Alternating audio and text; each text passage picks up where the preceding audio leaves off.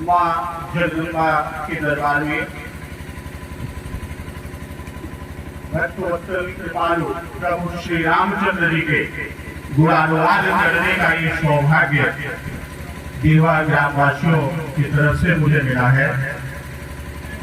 तो कथा का प्रसंग शुरू करने के पहले सबसे पहले प्रथम पूज्य गणपति जी की स्तुति करते हुए ओम गणानां त्वा गणपति गंहवामहे प्रियाणां त्वा प्रियपति गंहवामहे निधीनां त्वा निधिपति गंहवामहे वसोमन् आहं जानि गर्भदमा त्वं जासि गर्भदम्। माँ जगदम्बा का ओम अम्बे अम्बिके अम्बालिके नमाजयति गजन् सर्वतः सुभद्रिकां तां पीलवासिनीं। श्रीमन्महागणाधिपतये नमः। लक्ष्मीनारायणाभ्यां नमः। उमामहेश्वराभ्यां नमः। वाणी हिरण्यगर्भाभ्यां नमः। सची पुरंदराभ्यां नमः। माता पितृचरण कमलेभ्यो नमः। इष्ट देवताभ्यो नमः। कुल देवताभ्यो नमः। ग्राम देवताभ्यो नमः। स्थान देवताभ्यो नमः। वास्तु देवताभ्यो नमः। सर्वेभ्यो देवेभ्यो नमः। सर्वेभ्यो ब्राह्मणेभ्यो नमः। ओम सिद्ध बुद्धि सहिताय श्रीमन्महागणाधिपतये नमः। आज की कथा प्रसंग में प्रभु श्री राम नाम और प्रभु श्री राम के चरित्र के कुछ अंश जिसमें उनके नाम की महिमा विशेषकर भूत भावन भगवान शिव शंकर जी ने,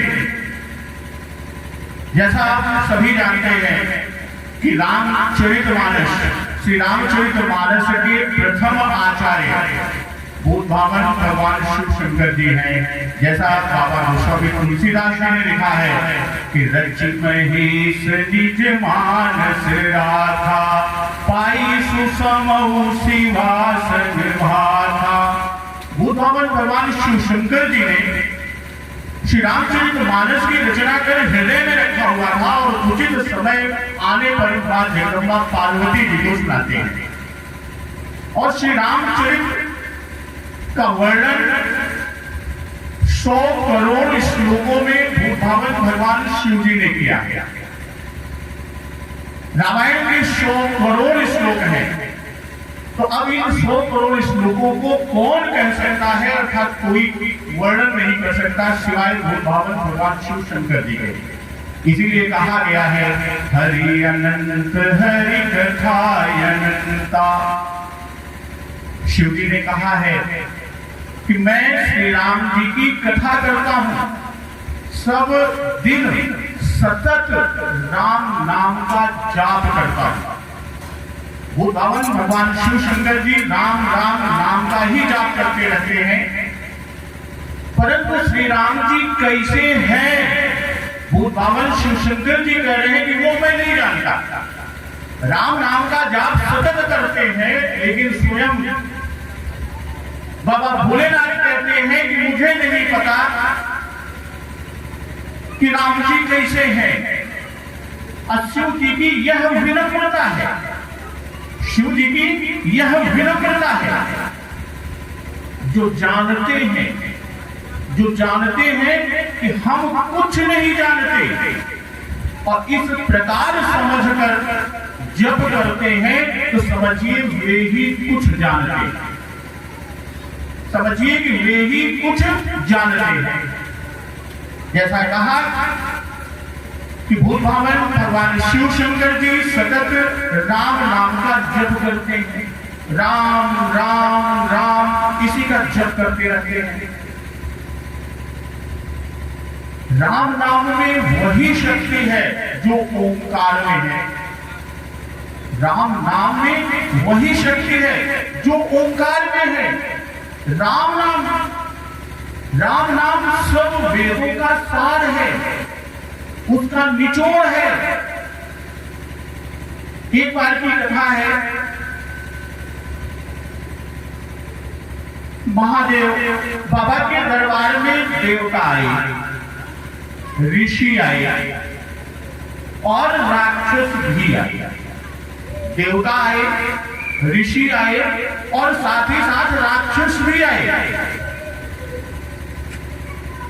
अब यहां पर बात होती है, ये कहते हैं कि बाबा भोलेनाथ का दरबार सबके लिए सब समय खुला रहता है, यानी उनका दरवाजा कभी बंद ही नहीं होता। जब आओ दर्शन पाओ, जब भी आओ बाबा जी के दरबार में तब उनके दर्शन होते हैं।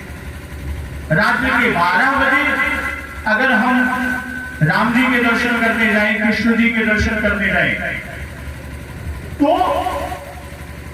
राम जी के दर्शन में वो राजा विराज है, प्रभु श्री राम राजा विराज है, शयन करते हैं। परंतु रात 12 बजे कोई शंकर बाबा के दर्शन करने आए तो दर्शन कर सकता है। क्यों? क्योंकि भोलेनाथ का दरबार बंद नहीं होता, उनका दरवाजा हमेशा खुला रहता है। भोलेनाथ तो यहां तक कहते हैं कि रात 12 बजे क्या, तुम रात्रि के 2 बजे आओ, यानी उनको रात्रि में 2 बजे भी आना हो तो मैं बैठा हुआ हूं। जब आना हो तब आओ, जिसको आना हो वह आओ।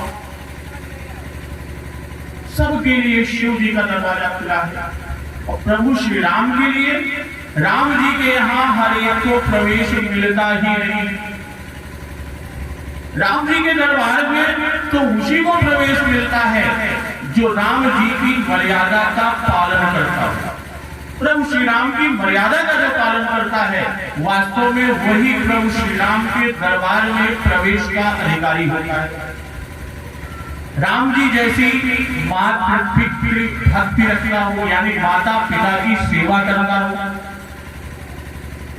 राम जी के जैसा भक्त प्रेम रखना हो, राम जी के जैसा संयम और सदाचार का पालन करता हो, तो राम जी के द्वार पर जाने के पहले सबसे पहले हनुमान जी दरवाजे पर खड़े मिलते हैं। राम जी के दरबार जाएंगे तो सबसे पहले हनुमान जी से ही मुलाकात होगी, और बिना हनुमान जी की आज्ञा के कोई अंदर प्रवेश नहीं कर सकता। बिना हनुमान जी की आज्ञा के प्रभु राम दरबार में कोई प्रवेश पा ही नहीं सकता। और जैसा कहा कि राम दुआरे तुम रखवारे, खुद ने आज्ञा बिनु पैसारे। तो राम जी के दरबार में प्रवेश मांगने वाले से हनुमान जी पूछते, कोई राम जी के दरबार में जाना चाहता है तो हनुमान जी उससे पूछते हैं, भैया तुम राम जी जैसा बंधु प्रेम रखते हो, जिस तरह भक्तवत्सल कृपाल प्रभु श्री रामचंद्र जी बंधु प्रेम रखते हैं, क्या वैसा ही प्रेम रखते हो? क्या प्रभु श्री राम की तरह मातृ पितृ भक्ति करते हो? मेरे राम जी की मर्यादा का पालन करते हो? पर स्त्री को माता के समान देखते हो? इस तरह राम जी की मर्यादा का पालन करें, उसी को राम दरबार में प्रवेश का अधिकार हनुमान जी देते, अन्यथा हनुमान जी जाने नहीं देते। तो हनुमान जी सबको अंदर नहीं जाने देते, जो इस कसौटी पर उतरता है उसी को राम दरबार में प्रवेश देते हैं। अब यहाँ जैसे हनुमान जी पूछ रहे हैं कि क्या बंधु प्रेम करते हो, मातृ पितृ भक्ति करते हो? अब हम थोड़ा सा प्रसंग मातृ पितृ भक्ति की ओर लेके चलते हैं, माता जी का समय भी है। प्रभु श्री राम की मातृ पितृ भक्ति बड़ी अलौकिक है, बहुत अलौकिक है। राम जी माता और पिताजी के अनन्य भक्त हैं। राम जी का ऐसा नियम था। बाबा गोस्वामी तुलसीदास जी ने लिखा है कि नित्य माता पिता की वंदना करना और सदा माता पिता की आज्ञा में रहना। जैसा बाबा गोस्वामी तुलसीदास जी ने लिखा कि प्रातः काल उठिके रघुनाथा, माता पिता गुरु नाम ही माथा, आयसु मांगी करहि पुर काजा, देखि चरित हर्षि मन राजा। कितने ही लोग ऐसे हैं, आज के समय की बात है कि कितने लोग ऐसे हैं कि मंदिर में दर्शन करने जाते हैं, ठाकुर जी की वंदना करते हैं, प्रभु वंदना करते हैं, परंतु घर के अंदर अपने माता पिता को प्रणाम नहीं करते। मंदिर तो जाएंगे, प्रभु दर्शन करने जाएंगे, उनकी आराधना करेंगे, उनका वंदन करेंगे, किंतु अपने घर में माता और पिता का वंदन नहीं करते। वंदन की तो छोड़िए, आज्ञा पालन नहीं करते। एक भाई से जब पूछा कि तुम पांव छूते हो क्या, घर में बूढ़ी माँ बाप दादा दादी उनके पांव छूते हो कि नहीं, तो उनका जवाब आता है कि महाराज पहले पांव छूता था, परंतु अब मैं बीकॉम कर लिया है, एमकॉम कर लिया, बीटेक एमटेक कर लिया, डॉक्टर बन गया, इंजीनियर मास्टर हो गया, इसलिए अब पैर छूना छोड़ दिया। तो हम ये कहते हैं कि वह शिक्षा ही किस काम की।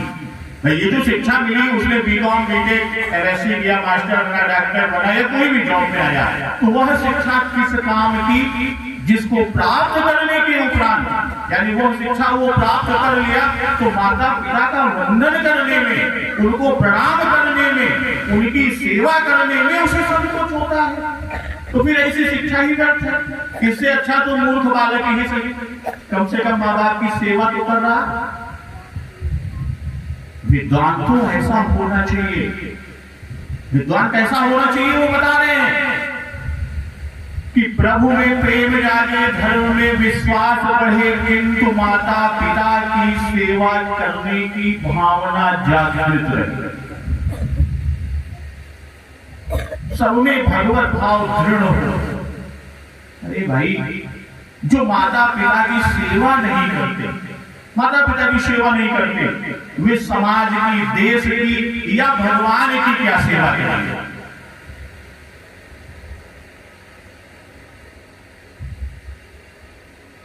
अब ये कहें कि भगवान ने जो विद्या दिया, और जो विद्या माँ बाप की वंदना करने में शर्म को जगावे, तो फिर हम उसको विद्या नहीं मानते, वो ज्ञान नहीं मानते। अगर हम ये कहें कि आज के समय माँ बाप की संपत्ति लेने में कोई शर्म या संकोच नहीं होता, किंतु वंदन करने में संकोच होता है या हमें शर्म आती है। कितनी आज के बुजुर्ग ऐसा कहते हैं कि उनके बच्चे कहते हैं कि बंगला हमारे नाम कर देना, नहीं तो आगे बहुत सारी उपाधियां देते हैं, उसको कहने की जरूरत नहीं। अगर नाम हमने जमीन जायदाद बंगला न किया तो भी समझेगा। तो ये स्थिति आज की आ रही है। बाप का तो सब कुछ ले लेते हैं, या यूं कहें कि माँ बाप का सब कुछ ले लेते हैं, किंतु उनकी सेवा नहीं करते।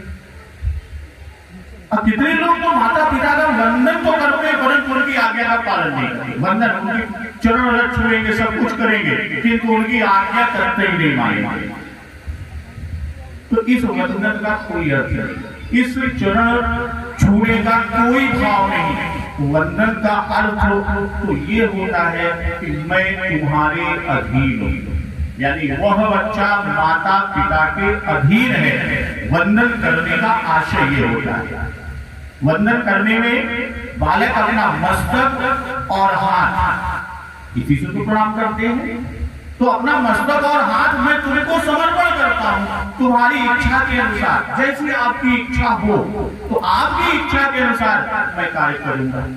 ये तो वंदन हुआ, तुम्हारी आज्ञा में रहूंगा, मैं तुम्हारा सेवक, अब यहाँ हाथ और माथा, जब भी हम प्रणाम करते हैं तो बिल्कुल हाथ और माथा दोनों लगा के चरणों पे प्रणाम करते हैं। तो यहाँ माथा और हाथ ये दो चीजों को प्रदर्शित करता है। माथा मस्तक हमारा जो है ये बुद्धि का प्रतीक है, और हस्त यानी हाथ कर ये हमारे कार्य के क्रिया शक्ति के प्रतीक है। यानी मस्तक में बुद्धि रहती है और हाथ से क्रिया होती है। तो वंदन अर्थात इन सबका समर्पण, यानी बुद्धि आपके अनुसार और हमारा जो कार्य होगा वो आपके अनुसार, ये तो वंदन का रूप हुआ। और माता पिता की आज्ञा का पालन करेंगे तो सुखी रहेंगे, और सुखी होना है तो माता पिता की सेवा करना। माता पिता की सेवा कीजिए। शास्त्र में तो ये लिखा है कि जिसके माता पिता जीवित न हो या साथ न रहते हो, भाई ऐसी भी स्थिति हो सकती है, माँ बाप यहाँ है, नौकरी रोजी है, नौकरी के लिए कहीं बाहर है, तो उस स्थिति में कह रहे हैं कि जीवित ना हो या साथ न रहते हो तो 24 घंटे में एक बार माँ को याद कर ले, पिता को याद कर ले, उनका वंदन कर। ये हमारे शास्त्रों में लिखा हुआ है। यदि अपने माता पिता की सेवा अगर हम करते हैं तो वृद्धावस्था में हमारे बालक हमारी सेवा करेंगे। ये तो संभवतः कक्षा 4 या 5 में किताब है जो बच्चा अपने पिता के साथ जाता है, उसे बंद कमरे में रखते हैं, मिट्टी के पात्र में ले जाते हैं और गिर जाता है बच्चे से तो उसको डांटते हैं। तो बच्चा कहता है कि पिताजी आपसे ज्यादा मैं दुखी, इसलिए आप बुद्धे होंगे तो मैं आपको भी सुखी दूंगा। तो जो मैं करूंगा वही मेरा बच्चा सीखेगा, वही करेगा।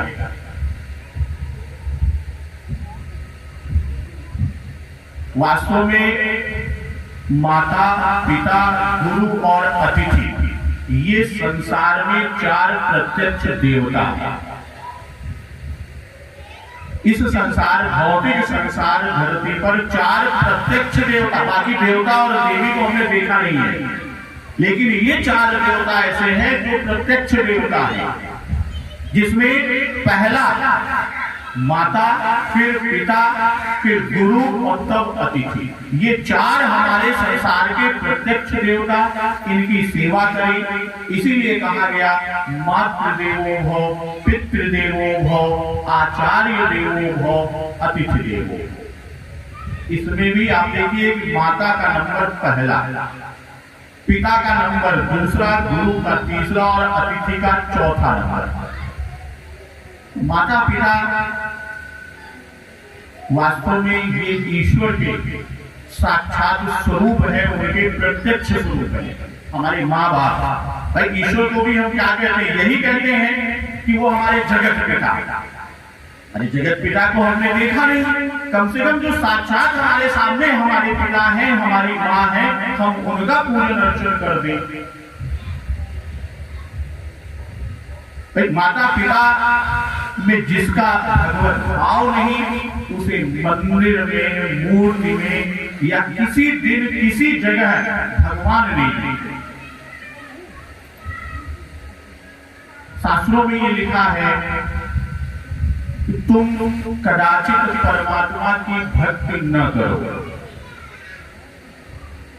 ये शास्त्र हमारे कहते हैं कि कदाचित परमात्मा की भक्ति ना करो तो चल सकता है, वो चल जाएगा, किंतु माता पिता की भक्ति सबसे पहले करो।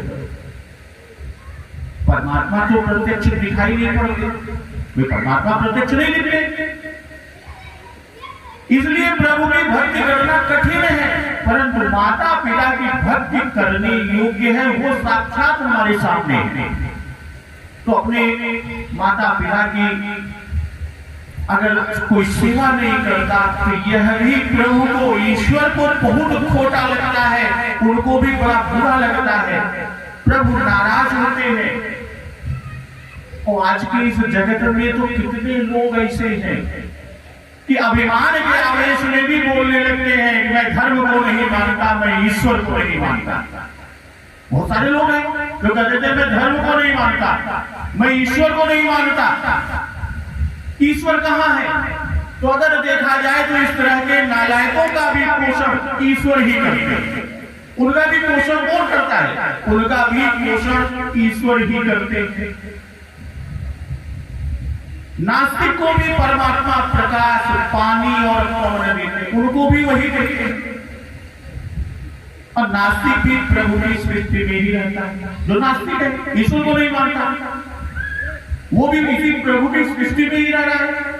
तो भगवान की पूजा करो न करो, तो भगवान को बुरा नहीं लगता, परंतु वृद्ध माता पिता की सेवा नहीं करता तो वो प्रभु को अच्छा नहीं लगता। अब यहां इसी पर पुंडरीक जी की कथा हम सब जानते हैं, सुने ही होंगे। फिर से एक बार संक्षिप्त रूप में हम बात करते हैं पुंडरीक जी की, कि पुंडरीक जी ने प्रभु की सेवा नहीं की। ग्रंथों में लिखा है कि पुंडरीक ने परमात्मा का स्मरण किया, सेवा अपने माँ बाप की। स्मरण करते थे परमात्मा की, जगन्नाथ जी की, और सेवा अपने माँ बाप की करते थे। तो पुंडरीक स्मरण भगवान श्री कृष्ण जगन्नाथ जी को करते थे, सेवा माता पिता भी करते थे। पुंडरीक भगवान के दर्शन करने कभी नहीं गए, भगवान जी के दर्शन करने नहीं गए पुंडरीक जी। पुंडरीक जी के दर्शन करने स्वयं भगवान उनके घर पर आए। पुंडरीक जी के दर्शन करने भगवान स्वयं पुंडरीक जी के घर पर आए। और पुंडरीक की मातृ पितृ भक्ति, माता पिता की सेवा, उनकी भक्ति से प्रसन्न होकर स्वयं द्वारिकानाथ पुंडरीक जी के घर गए। पुंडरीक जी के घर आए कौन? स्वयं द्वारिकानाथ जी। और पुंडरीक उस समय अपने माता पिता की सेवा कर रहे थे। पुंडरीक जी उस समय अपने माँ बाप की सेवा कर रहे थे। स्वयं द्वारिकानाथ प्रभु ने पुंडरीक से कहा कि पुंडरीक जी मैं आया हूं। पुंडरीक ने कहा महाराज मैं आपकी वंदना करता हूं, इस समय माता पिता की सेवा में व्यस्त हूं। माता पिता की सेवा के बाद आप हमसे मिले, इसलिए माता पिता की सेवा में मैं व्यस्त हूं, बाद में मिलूंगा। आप जरा तनी बाहर खड़े रहो। पुंडरीक जी स्वयं द्वारिकानाथ भगवान श्री कृष्ण से कह रहे हैं आप तनी बाहर खड़े रहो, मैं अभी अपने माँ बाप की सेवा में व्यस्त हूं। अब सोचिए माता पिता की सेवा करने वाले में इतनी शक्ति आती है। पुंडरीक जी का माता पिता की सेवा कर रहे हैं और उनमें इतनी शक्ति है कि वो ईश्वर को भी खड़े रहने के लिए कर सकते हैं। प्रभु ने थोड़ी परीक्षा की, सोचा कि इनकी परीक्षा लेता हूं। तो प्रभु पुंडरीक जी से बोले कि अनंत कोटि ब्रह्मांड के अधिनायक लक्ष्मी के पति तेरे घर आए हैं। स्वयं द्वारिकानाथ जी बोले। पुंडरीक जी ने कहा आप पधारे, यह बहुत अच्छी बात है, मैं आपका वंदन करता हूं, परंतु इस समय आपकी सेवा करने की फुर्सत मुझे नहीं है। पुंडरीक जी ने कहा क्यों? क्योंकि वो माँ बाप की सेवा में लगे हुए हैं। तो प्रभु ने कहा कि तू मेरी सेवा करता है कि नहीं, नहीं तो मैं यहां से चला जाऊंगा। पुंडरीक जी ने कहा आपकी मर्जी, आप जाना चाहते हैं तो जाए, भले ही आप जाओ। किंतु पुंडरीक जी को विश्वास था कि मैंने माता पिता की सेवा को छोड़ा नहीं है, मैं माता पिता की सेवा कर रहा हूं, इसलिए भगवान अभी भले चले जाए परंतु ठाकुर जी को वापस यही आना पड़ेगा। ये पुंडरीक जी का विश्वास। और वो किससे आया? सिर्फ माता पिता की सेवा से आया। पुंडरीक जी ने ठाकुर जी को उत्तर दिया भले ही आप जाओ परंतु आपको वापस यही आना पड़ेगा। देखिए भगवान श्री कृष्ण जगत का आकर्षण करते हैं, परंतु माता पिता की सेवा करने वाला तो परमात्मा का भी आकर्षण कर लिया। पुंडरीक जी कि वो परमात्मा को आकर्षित कर लिए और कहते हैं कि आज जाओ तो फिर वापस आना पड़ेगा। आज जाना है तो जाओ, लेकिन फिर वापस यही आना पड़ेगा। क्योंकि प्रभु तो भक्त के अधीन है, भक्ति के अधीन है। जब प्रभु नहीं गए तो पुंडरीक प्रभु को खड़े रहने के लिए एक ईंट दे दिया, ईटा खड़ा रही। भगवान ईंट के ऊपर खड़े रहे, पुंडरीक की प्रतीक्षा करते रहे। पुंडरीक ने माता पिता की सेवा का काम तो छोड़ा नहीं और प्रतीक्षा करते खड़े रहने से भगवान जी को थकान हुई, थोड़ा थक गए तो कमर पर हाथ रखना पड़ा। और वो आज भी पंढरपुर में पांडुरंग भगवान को अगर आप देखेंगे तो कमर पर हाथ रखे हुए ईंट पर खड़ी हुई मूर्ति आज भी पांडुरंग में अगर आप देखेंगे पांडुरंग भगवान को पंढरपुर में, तो वो मूर्ति आज भी उसी तरह खड़ी हुई है। माता पिता की सेवा का ये महिमा शास्त्रों में लिखा है, मनुष्य देह बड़ा दुर्लभ है, बहुत ही दुर्लभ है, दुर्लभो मानुषो देह। कारण कि धर्म अर्थ काम मोक्ष ये चारों पुरुषार्थ सिद्ध करना या करने वाला अपना यह मनुष्य शरीर ही है। यही मनुष्य शरीर है जो चारों पुरुषार्थ को धर्म अर्थ काम और मोक्ष को सिद्ध करता है। और यह शरीर किसने दिया? यह शरीर हमारे माँ बाप ने दिया, माता और पिता ने दिया। माता पिता का यह ऋण माथे पर है। माता पिता ने बालकों के लिए बहुत कष्ट सहन किए हैं, परंतु आज लोग उनका अपमान करने में नहीं चूकते। शास्त्र कहता है कि माता पिता का अपमान करने वाला जीवन में कभी भी सुखी नहीं रहता। अब यहाँ बात करते हैं कि राम जी वही प्रसंग पुनः हम ले आते हैं कि प्रभु श्री राम जी के दरबार में जाते समय हनुमान जी पूछते हैं कि क्या आप प्रभु श्री राम, हमारे प्रभु श्री राम की तरह मातृ की भक्ति करते हो, बंधु प्रेम रखते हो, उनकी तरह सदाचार करते हो? यानी इस तरह की बातें हनुमान जी पूछते हैं। उसमें से एक प्रसंग मातृ भक्ति का हमने यहाँ पर किया।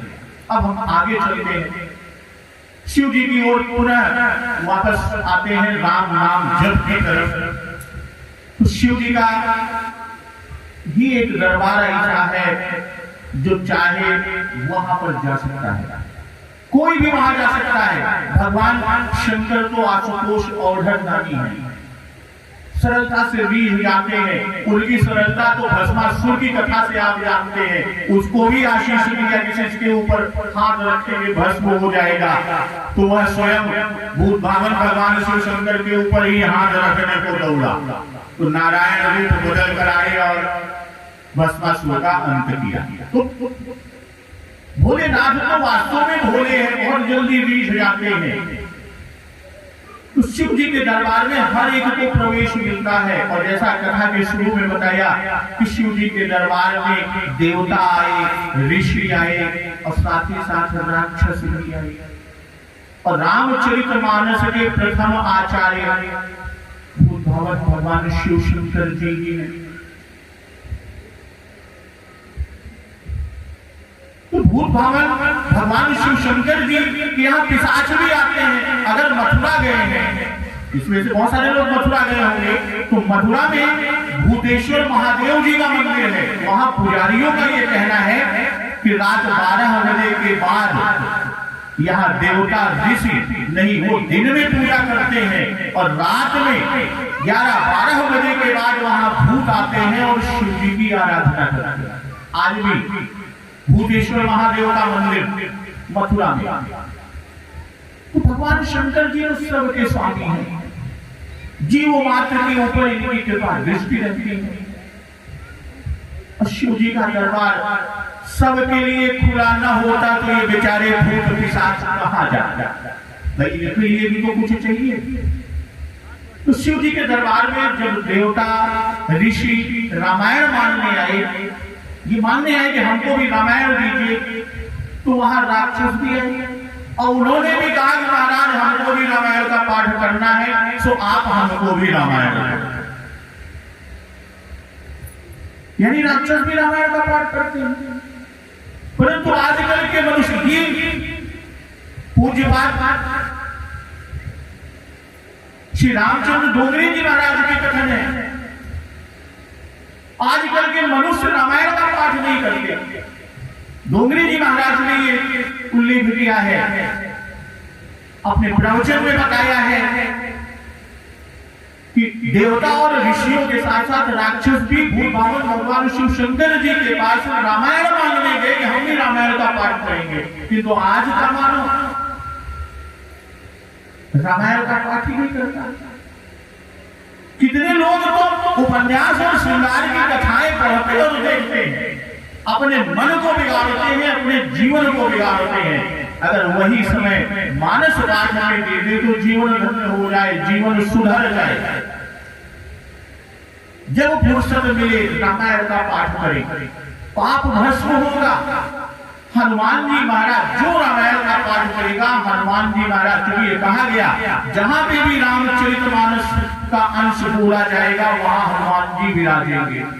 तो अगर मानस का पाठ करेंगे तो हनुमान जी महाराज की कृपा के पात्र बनेंगे।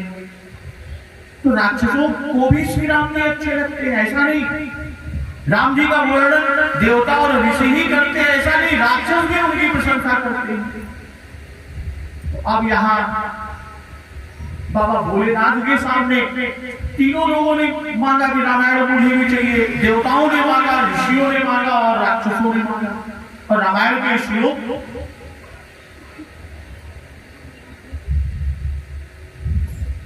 अब भगवान शिव शंकर जी की 100 करोड़ श्लोक और लेने वाले थी। देवता, दैत्य और ऋषि।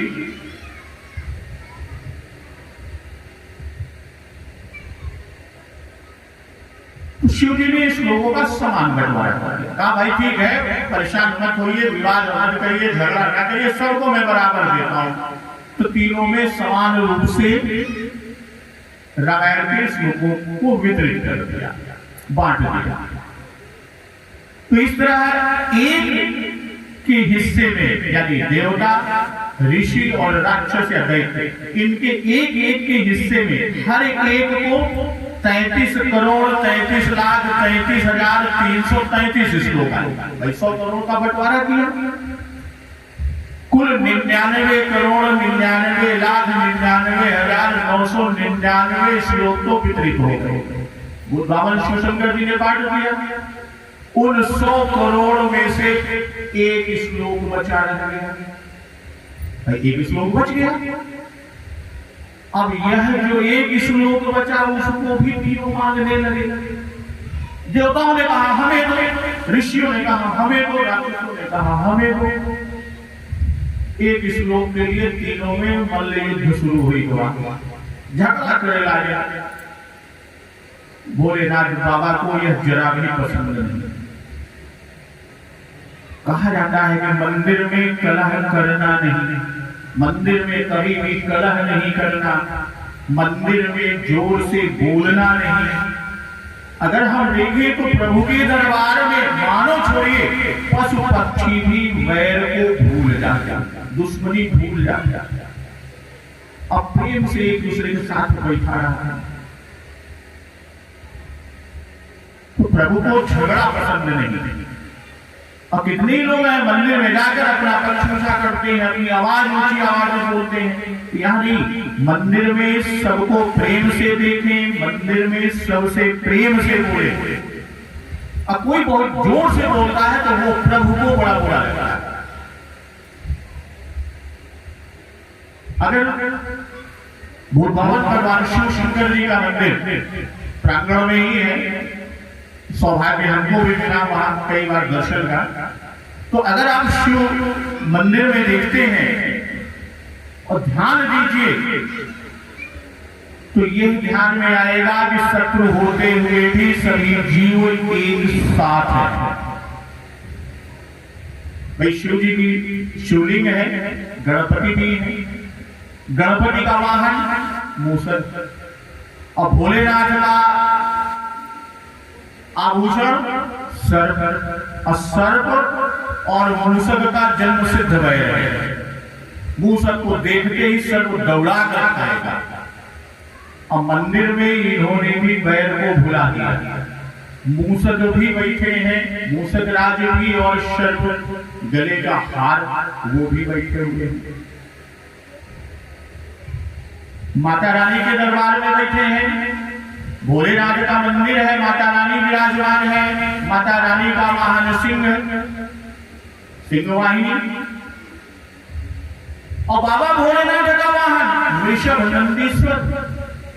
सिंह और वृषभ, सिंह और बैल का भी जन्म सिद्ध दुश्मनी है, जन्म सिद्ध बैर है। लेकिन वह दोनों भी साथ सारे बैर छोड़कर बैठे हुए हैं। देवी भागवत में आदि शक्ति जगदम्बा के 51 सिद्ध पीठों की कथा आती है। अगर हम ये देखें कि जब हम हिंदी वर्णमाला की बात करें तो स्वर और व्यंजन से इनके मिलने से 51 वर्ण होते हैं। और आदि शक्ति जगदम्बा जहां विराजती है और 51 शक्तिपीठ, और आदि शक्ति जगदम्बा जहां विराजती है वहां सिंह की स्थापना होती है। उनका वाहन काशी में विशालाक्षी देवी का मंदिर, कांची में कामाक्षी का मंदिर, मथुरा में मीनाक्षी देवी का मंदिर। इस तरह तो प्रत्येक पीठ में सिंह की स्थापना। तो माता जी का वाहन सिंह हो, बुद्ध भगवान शिव शंकर जी का वाहन नंदी, नंदीश्वर। सिंह और बैल का जन्म सिद्ध बैर है, फिर भी शिव जी के धाम में ये बैर भूल कर बैठे हुए। और वही नारायण के मंदिर में जाए, वहां पर भी देखने को मिलता है। नारायण के दरबार में भी एकत्रित हुए हैं। नारायण का वाहन गरुड़, नारायण जी का वाहन गरुड़, और नारायण के सखा भूलभावन भगवान शिव शंकर जी भी विराजमान। उनके गले में सर्प, और गरुड़ और सर्प का वैर जन्म सिद्ध वैर, लेकिन वह भी वहां पर बैठे हुए हैं, सारे वैर को भूल दिए। इस तरह मंदिर में जब भी हम जाए तो वैर रूपी विष को भूल जाए, उसे बाहर रख जाए, आंखों में प्रेम रखकर सबको प्रेम से देखें।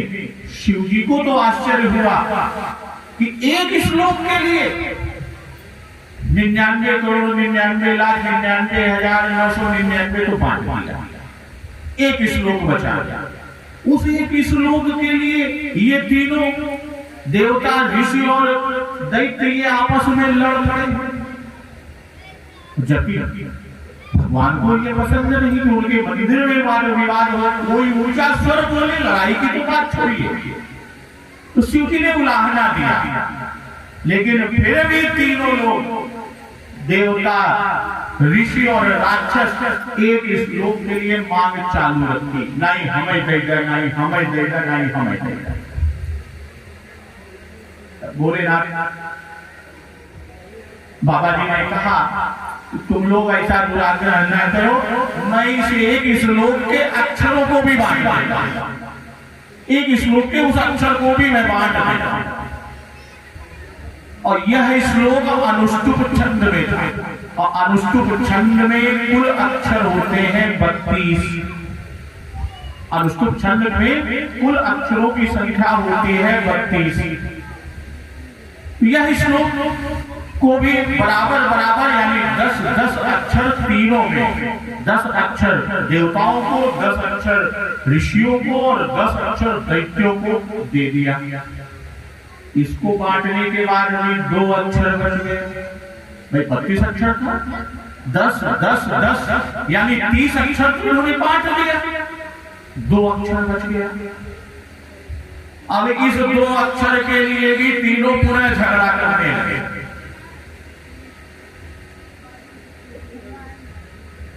भगवान भोलेनाथ ने अंत में कहा अब झगड़ा बंद करो, क्योंकि ये 2 अक्षर मैं किसी को नहीं दूंगा, किसी को मुझे नहीं देना है। ये 2 अक्षर, और ये 2 अक्षर मैं अपने कंठ में रखूंगा। जो 2 अक्षर अनुष्टुप छंद से बचे, उनको कहा कि इन 2 अक्षरों को मैं अपने कंठ में रखूंगा। ये दो अक्षर हैं कौन? रा और मा, यानी राम। भोलेनाथ कहे कि हम इसको नहीं देंगे, ये मैं अपने कंठ में रखूंगा।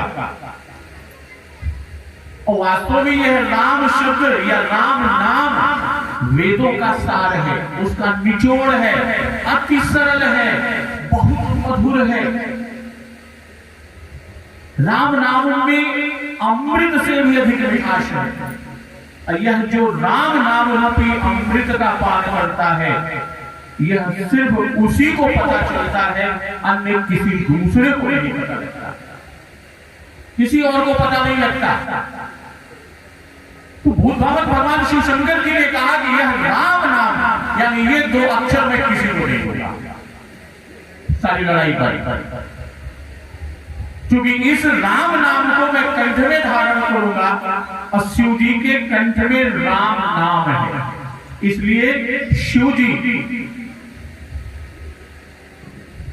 कालकूट कोलाहल को, जब समुद्र मंथन से कालकूट विष निकला, कालकूट कोलाहल निकला, सारी दुनिया त्राही त्राही कर उठी, तब वो पावन भगवान शिव शंकर जी ने उसे कालकूट हलाहल का, यानी उस विष का पान किया, वह विष भी अमृत बन गया। बाबा गोस्वामी तुलसीदास जी ने लिखा कि नाम प्रभाव जान शिवनी को, कालकूट फल दीन यमी को।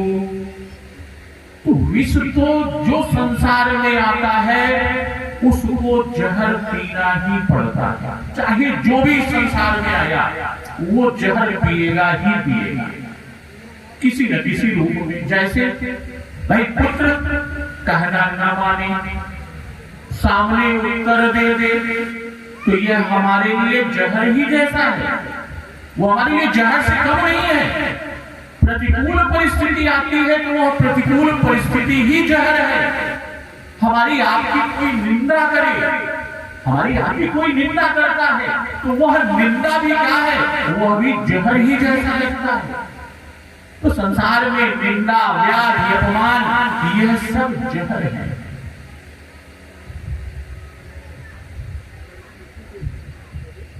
जब जब जीवन में दुख आए, कहने का यह भाव जो है कि जब जब हमारे जीवन में दुख आए, जहर पीने का प्रसंग आए, या वह परिस्थिति बने कि हमको जहर विषपान करना है, तो राम नाम अमृत का पान करें, राम नाम रूपी अमृत का पान करें। और यह राम नाम का जप करना, जिससे जिस तरह भूत भावन भगवान शिव शंकर जी कंठ में राम राम का जाप, कंठ में राम को रखे थे, कालकूट कोलाहल विष भी अमृत बन गया। उसी तरह यह राम नाम अगर हम जप करते हैं तो यह राम नाम जप रूपी अमृत जहर विष को अमृत बना देगा। भगवान शिव शंकर जी तो हर समय राम नाम कंठ में रखते हैं, उसी का जाप करते रहते हैं, हमेशा राम राम राम का जाप करते रहते हैं। किंतु हम आप राम राम नहीं, बल्कि श्री राम श्री राम श्री राम, यानी श्री के साथ राम का नाम लें। क्यों? बाबा भोलेनाथ को तो लक्ष्मी की आवश्यकता है, श्री माने लक्ष्मी, उनको तो लक्ष्मी की जरूरत है, इसलिए वो श्री को छोड़कर अकेले राम राम को पकड़ रखे, राम नाम को ही पकड़ रखे। परंतु हमको आपको तो श्री की जरूरत है, लक्ष्मी की जरूरत है, इसलिए हम आप राम राम के बजाय श्री राम श्री राम श्री राम का जाप करें। और श्री का शब्द जो है उसका अर्थ है लक्ष्मी, श्री का अर्थ होता है श्री सीता जी, माता सीता लक्ष्मी की अवतार है। तो राम नाम में दिव्य शक्ति है, राम नाम की महिमा का वर्णन कोई करना चाहे तो कोई कर नहीं सकता। कि बंदो नाम राम रघुवर को, हेतु कृषाण भानु हिमकर को, हरिहरमय वेद प्राण सो, अगुणय अनुपम गुण निधान सो। भगवान शिव शंकर जी, मैं श्री रघुनाथ जी के नाम राम का वंदन करता हूँ, उनकी वंदना करता हूँ, जो किसान भानु और हिमकर यानी अग्नि सूर्य और चंद्रमा का हेतु अर्थात र आ और मा रूप से बीज है। अगर राम का हम विच्छेद करें वर्ण विभेद तो रा में आ की मात्रा लगी है, तो रा और आ और मा ये तीन, और वो तीन रूप किसके हैं? किसान भानु और हिमकर यानी अग्नि सूर्य और चंद्रमा, इनके बीज रूप है। तो वह राम नाम ब्रह्मा विष्णु और शिव रूप है। वही राम नाम ब्रह्मा विष्णु और शिव रूप है, वही वेदों का प्राण है, निर्गुण उपमा रहित और गुणों का भंडार है। भगवान शिव शंकर के लिए बाबा गोस्वामी तुलसीदास जी लिखे कि महामंत्र जो जपत महेशु काशी मुकुटि हेतु उपदेशु महिमा जासु जान गण राहु प्रथम पूजियत प्रथम प्रभाव। बाबा जी लिख रहे हैं जो महामंत्र यानी राम नाम का महामंत्र है, जिसे महेश्वर भूत भावन भगवान शिव शंकर जी जपते हैं और उनके द्वारा जिसका उपदेश काशी में मुक्ति का कारण है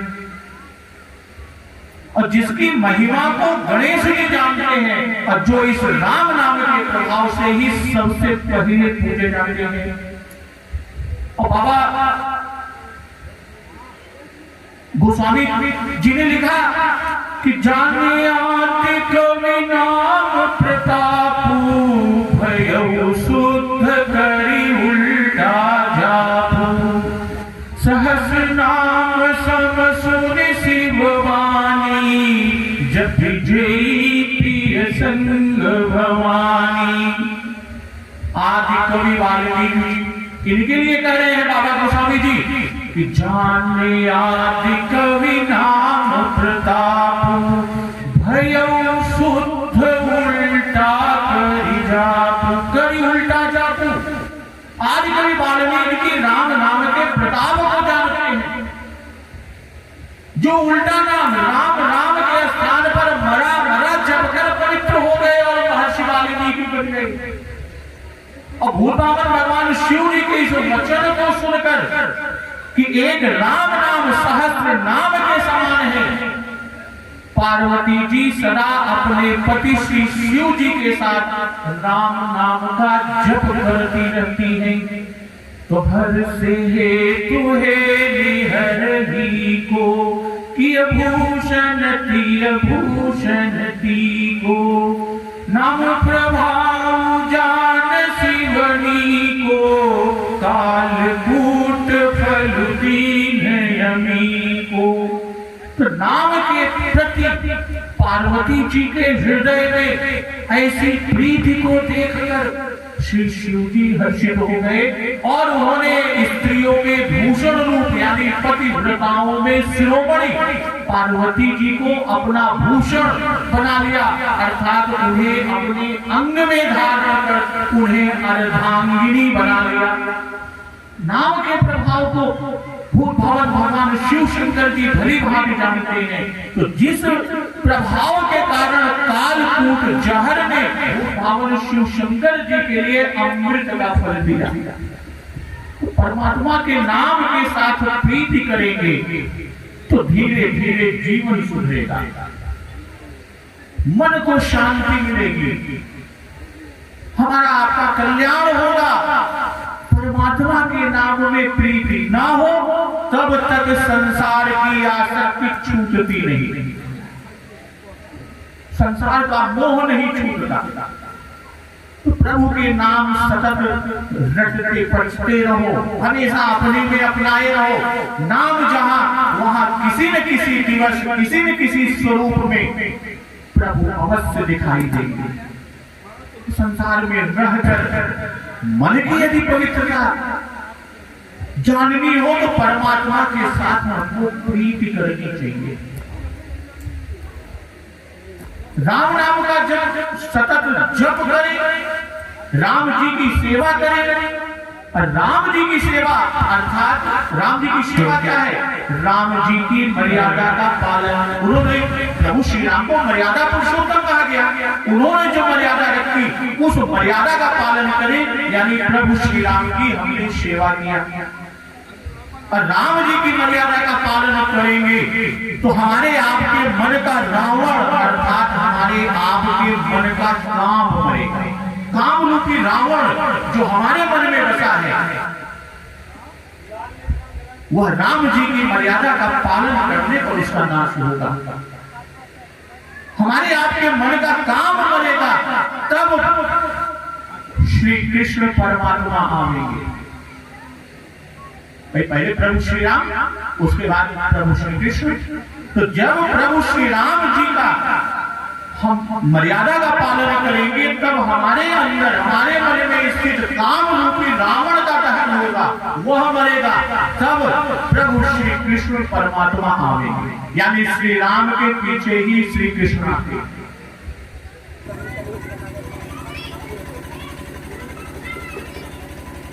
जैसा कहा कि प्रभु श्री राम के पीछे पीछे परमात्मा श्री कृष्ण आते।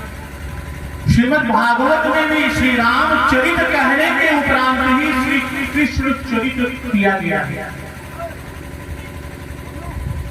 श्रीमद् भागवत में भी उनका संक्षेप में वर्णन किया। कारण कि जो श्री रामचंद्र जी की मर्यादा का पालन करता है उसको ही कन्हैया मिलते हैं।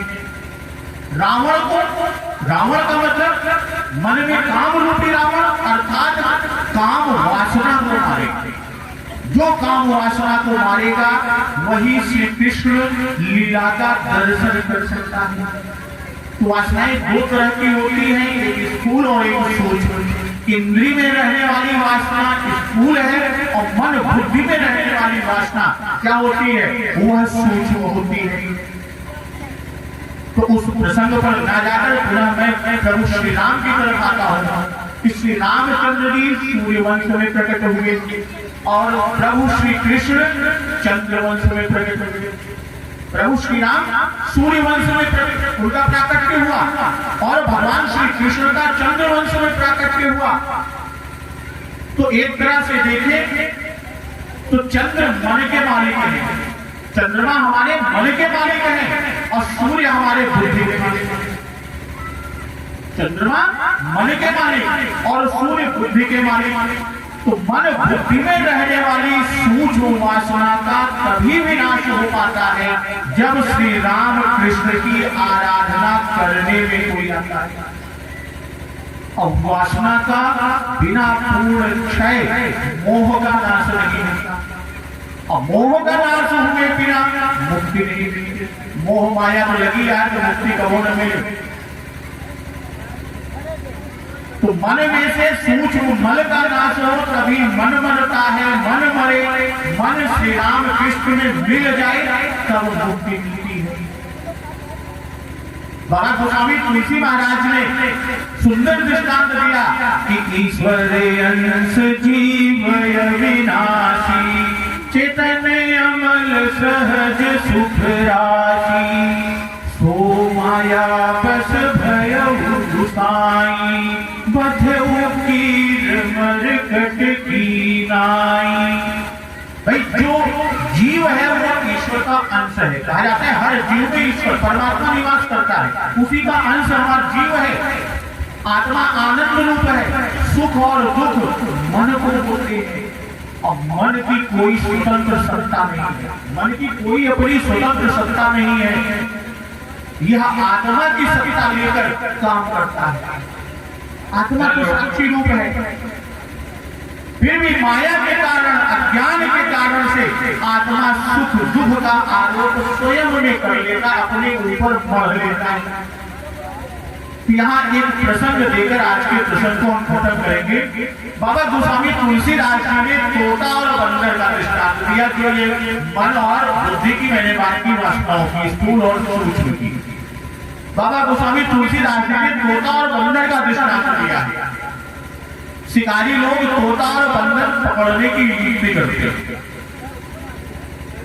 तोते को पकड़ने के लिए जमीन में थोड़ा अंदर दो खूंटियां लगाते हैं और जमीन से ऊपर थोड़ी ऊंचाई पर खूंटियों के बीच तार बांध देते हैं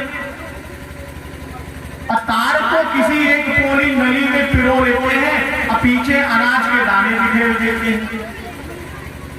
तो तोता वह दाना खाने आता है और स्वाभाविक रीति से वह ऊंचाई के ऊपर बैठने के लिए तार की पिरोई हुई नली के ऊपर बैठता है और जैसे वो नली के ऊपर बैठता है नली लटक जाती है, नीचे की ओर आ जाती है और तोता उल्टा हो जाता है और उल्टा लटकने लग जाता है और नली तोते को ये लगता है कि नली को वो नहीं पकड़ा बल्कि नली ने तोते को पकड़ा। जो पाइप छोटी सी बांधी है उसने तोते को पकड़ा है, वो छोड़ता नहीं और शिकारी आता है और तोते को पकड़ लेता है। और बंदर का भी शिकार कुछ इसी तरह करते हैं। एक सकरे मुंह की हारी जमीन में गाड़ देते हैं, सकरे मुंह की हारी को जमीन में गाड़ देते हैं और हारी के मुंह को खुला रखते हैं और हारी में चना आदि कुछ रख देते हैं। अब बंदर जो है वो जल्दी खाने के चक्कर में, लेने के चक्कर में दोनों हाथ डाल के मुट्ठी बंद लेता है और जैसे मुट्ठी बनता है तो वो बाहर निकलेगा नहीं और वो बंदर मुट्ठी छोड़ तो हाथ निकल आए लेकिन वो हाथ में मुट्ठी में चने को बांधा है और बानर को ये लगता है कि अंदर से किसी ने हमारे हाथ को पकड़ रखा है और वो मुट्ठी छोड़ता नहीं, दाने को छोड़ता नहीं, हाथ फंसा रहता है और वो बाहर हाथ निकल नहीं सकता और इस तरह बंधन में पड़ता है और इसको भी पकड़ रखा शिकारी ले जाता है। तो उसी प्रकार यह संसार एक हाड़ी है। यह भौतिक संसार क्या है? यह भौतिक संसार एक हाड़ी है और विषय और वासना ही इसमें डाले हुए चना। जो विषय और वासना रूपी रावण या मद मोह मत्सर है वही चना है और मन बंदर जैसा है और मन ने विषय वासनाओं को पकड़ रखा है और इसलिए वो बंधन में पड़ जाता है। लक्ष्मी मानव का बंधन के बंधन जैसा है कि मानव को विषय वासनाओं में नहीं, मानव ने पकड़ा है पर ये जानता है कि इसने पकड़ रखा है और वह बंधन में फंसा रहता है।